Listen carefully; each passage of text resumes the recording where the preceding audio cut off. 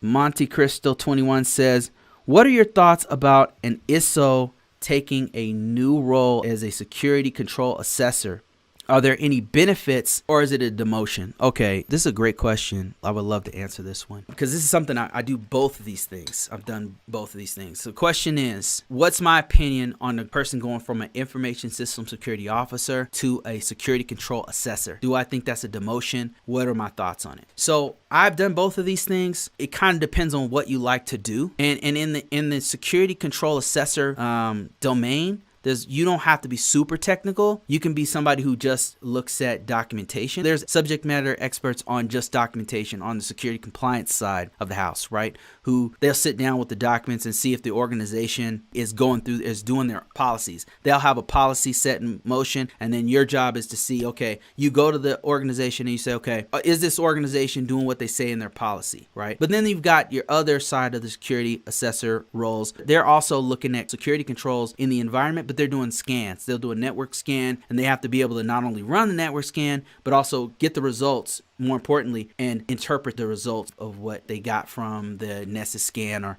Qualys or whatever, right? And so they're looking at that, and then they have to write a report. Once again, it's called a security assessment report. Put that together, and then put that before the organization that they're doing the security control assessment on. Is it a demotion? Absolutely not. No, security control assessing is not a demotion at all. I would say in some cases it's kind of a promotion, because they're paying a lot more money in some cases, because you have to travel in some cases with the SCA. So it depends. Like, it really depends on the role and how much they're paying you and where you're at, because you could be the manager of a security control assessment team. That person's probably going to make way more money, than say a entry-level information system security officer. No, I would not say it's a promotion or a demotion. It really depends on where they're putting you, where you're at, right, in the organization as a whole. So would I recommend it? It depends on what you want to do. Me doing it right now, it's incredible. Like, I like it because I'm learning so much. What I don't like about information system security officer work is you kind of tend to be stuck on like 2 or 3 systems, and then that's what you do year after year. It just gets boring. Like, they're paying you. They're paying you really good.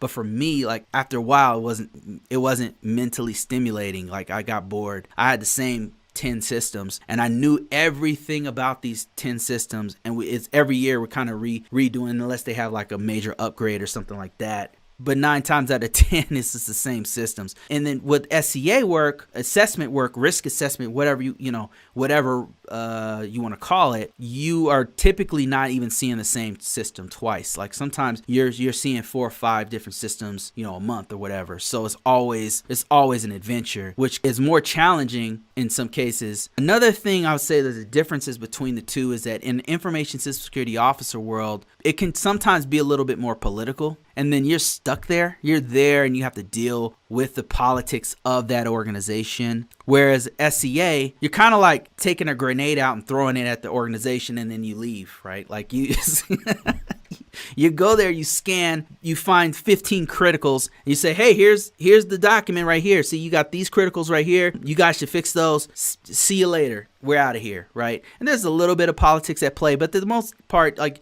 you're just looking at data. It's just data. Like, it's just data. Here's what we found. These criticals are here. No, those criticals aren't there. Well, do you have a plan of action and milestone? Did you guys fix these? Like, what's going on with these, right? So that's kind of I wouldn't say it was a demotion. I'd say it was awesome. Like, especially if you're trying to shift gears, you're trying to do a little bit more, then it's awesome. Like, it's a real good move, actually. Okay, let me see. Got what are your recommendations for a security control assessor to obtain a position? Oh, going the other direction. So what's my recommendations for a security control assessor to obtain a position as a ISSO? So again, it kind of depends on what you do as a security control assessor. So the ISSO is, and you guys chime in if you guys have some really good comments on this. I really appreciate any of your comments on this particular thing. I'm just going to give my 2 cents in it. Haven't done both, and haven't done this for a long time. My opinion of going from a security control assessor, I'll do both ways. If I'm an ISSO going to an SCA,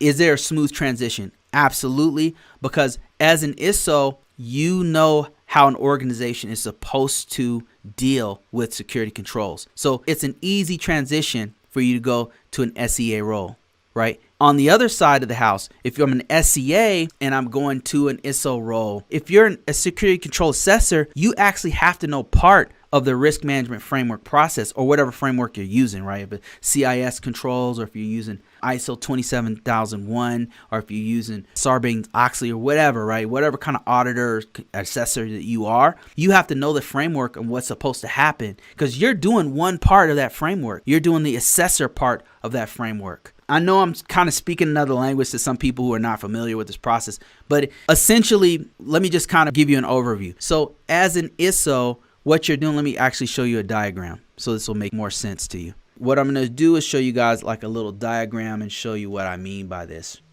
I talk about this so often that I'm like #1 trending on some of these searches. This is wild. But it might be because I'm putting in the wording that I normally use, and so it's coming up with my own content. That's probably more likely what it is. Anyway, what you're seeing here is the frameworks, the security life cycle.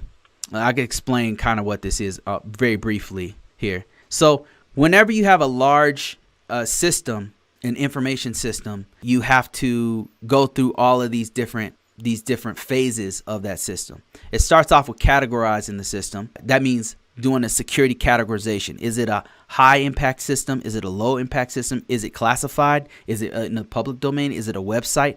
What kind of data are you processing? Based on what kind of system it is and how important the data is, you're going to select the security controls, right? Because you're going to have a different level of controls on a website than you would on, say, a classified information system that has top secret information, right? These have two different levels of controls on them. So you're going to select the security controls, and then you're going to implement those security controls. You've already categorized it. You selected the controls. Now you're going to implement. That means install or configure the system properly. And then you're going to assess the controls. That's kind of what we're talking about now, Monte Cristo, where we are assessing the controls. Like as a security control assessor, this is the part that you come in, right? That you're going to be assessing the controls. So an assessor actually has to know some of this process. And as an assessor, me going back to the information system security officer, I have to be a part of the rest of this life cycle. I've got to maybe help select the controls or implement the controls or go for authorization and or monitoring the controls. You can go either way, right? So it's an easy transition from going from ISSO to a SCA or going from an SCA to an ISSO if you know this process properly. By the way, this is the NIST 837 process. There's many other frameworks, security control frameworks. Once you know this one though, it's easy to learn all the other ones because they're all very similar. This right here, what you're looking at is money. You're looking at 6 figures right here. This thing right here, if you know this right here, this is 6 figures right out the box. Okay, let me see. Going on to the next question. Let me see. If you guys are joining this late, doing a longer form, I don't normally do this. I'm going to try to go until 2. So if you have any questions whatsoever, I've got a couple queued up. But if you have any questions, whatever it is, this is a great time to ask it because I actually need the content to keep going for another hour. So feel free to ask any questions you want. I can't promise that I'm going to know it. Maybe somebody who's watching will know it. Maybe even in the comments, somebody will know something I don't know. And it happens all the time. And I'm grateful for that.